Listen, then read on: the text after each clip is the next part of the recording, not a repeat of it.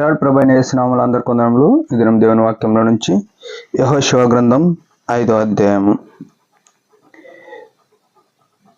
8-9 వచనాలు. కాబట్టి ఆ సమస్త జనము సున్నతి పొందుట తీరిన తర్వాత తాము బాగుపడు వరకు పాలెములోనికి తమ చోట్ల నిలిచిరి.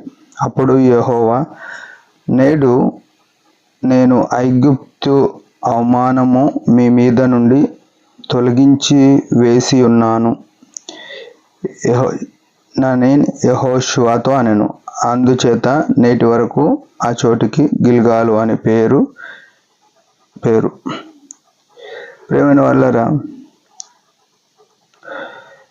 సర్వసృష్టికర్త అయిన దేవుడు ఎంత ప్రేమ కలిగి ఉన్నాడో మనం చూడగలుగుతున్నాం. ఇశ్రాయేలును ప్రేమించిన తీరు చాలా గొప్పది. ఇశ్రాయేళ్ల కంటే ఎక్కువగా మనల్ని కూడా ఆయన ప్రేమించిన ప్రేమ చూడగలుగుతున్నాం.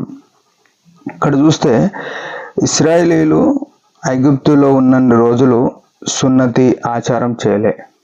అంటే వారికి ఆ దినమున దేవుడు సున్నతి అంటే గోప్యాంగి చర్మమున సున్నతి చేయాలని చెప్పినాడు. అయితే ఐగుప్తులు ఉన్న దినాలు వారు చేయలేకపోయినారు. ఐగుప్తులో నుంచి వచ్చిన తర్వాత పాలు తేనెలు ప్రవహించే దేశానికి వెళ్ళాలంటే మీరు సున్నతి చేసుకోండి అని చెప్పినాడు. ఇది ఎందుకంటే వారికి అది అవమానంగా ఉంది. అందుకే 9వ వచనం అంటాడు, నేడు ఐగుప్తు అవమానము మీ మీద నుండి తొలగించి వేసి ఉన్నానని యెహోషువతో చెప్పాను. ఐగుప్తు యొక్క అవమానం అంటే ఇదేం చూపిస్తుంది అంటే పాత జీవితాన్ని, ఐగుప్తు లోకము చూపిస్తుంది. ఆ లోకంలో ఉన్న దినాలు మీరు ఎట్లా అంటే దేవునికి ప్రతిష్ఠితంగా లేకుంటే దేవుని కొరకు ఒక నాజీరుగా మాదిరిగా మార్పు లేని వారుగా ఉన్నారు. ఈ దినము మీరు మార్పు చెందేటట్టు చేసిన అని చెప్పినాడు. వారికి మాటతో చెప్పినాడు. దేవుడు వారి యొక్క జీవితంలో ఒక నూతన అధ్యాయముగా ఆ దినము వర్ణిస్తూ వచ్చినాడు. అంతకంటే ఎక్కువగా మనల్ని ప్రేమించి యేసుక్రీస్తు ప్రభు లోకములో పాపములో దాస్యమునకు లోనైన మనల్ని ఆ పాపము నుండి మనల్ని తీసివేయడానికి యేసుక్రీస్తు ప్రభు సిలువలో చనిపోయి మనకు నింద అవమానము దొరలిస్తూ వచ్చినాడు. వారికి గోప్యాంగ చర్మమున సున్నతి చేసినాడు. సున్నతి ద్వారా జరిగింది.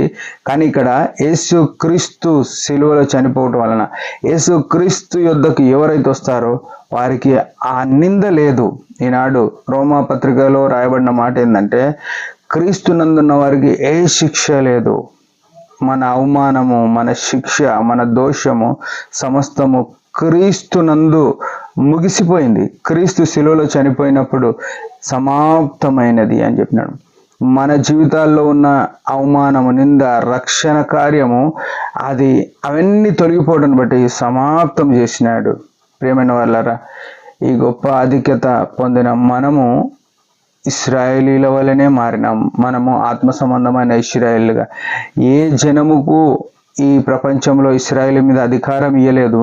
అదే రకంగా యేసుక్రీస్తును అంగీకరించిన వారికి ఎవ్వరి దగ్గర తల ఉంచనికే అవకాశం లేదు. మన మీద నుండి నింద అవమానం దొరికిపోయింది. లేకుంటే మన మీద ఒకడు అపవాది అయిన వాడు అధికారం చేస్తుండే. ఆనాడు శరీరము లోకము అధికారం చేస్తే, ఈనాడు మనకు లోకము అధికారం, సాతాను అధికారంలో నుంచి తొలగించి ఈనాడు మనము స్వతంత్రులంగా ఉన్నాము. క్రీస్తుకు చెందిన వారంగా ఉన్నాము.